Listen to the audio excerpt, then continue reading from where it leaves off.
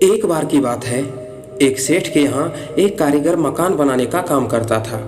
समय के साथ जब कारीगर बूढ़ा हुआ तो कारीगर ने सेठ से कहा कि अब मैं अपने काम से रिटायर होना चाहता हूँ। सेठ ने कुछ सोचा और कारीगर से कहा कि चलो तो फिर जाते जाते एक मकान और बना दो। कारीगर ने ऊपरी मन से एक और मकान बनाने के लिए हाँ कर दिया। अब कारीगर मकान तो बना रहा था, लेकिन उसका मन काम करने में बिल्कुल भी नहीं लग रहा था। सोच रहा था कि सेठ के यहाँ इतने साल से काम किया तो भी जाते जाते कुछ देने के बजाय मुझसे काम ही करवा रहा है। इसी सोच में काम करने के कारण घर भी सही से नहीं बना पा रहा था। आखिरकार उसने घर बनाया, लेकिन वो उतना अच्छा नहीं बन पाया जितना वो पहले बनाता था। काम पूरा करके वह सेठ के पास गया।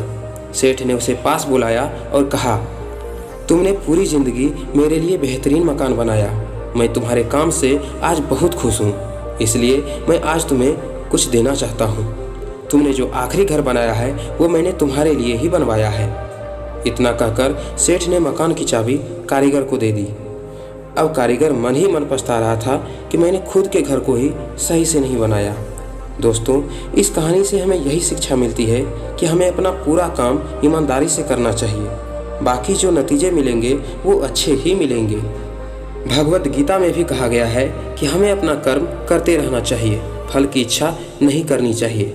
इसलिए किसी भी काम में हमें अपनी तरफ से 100% देना चाहिए।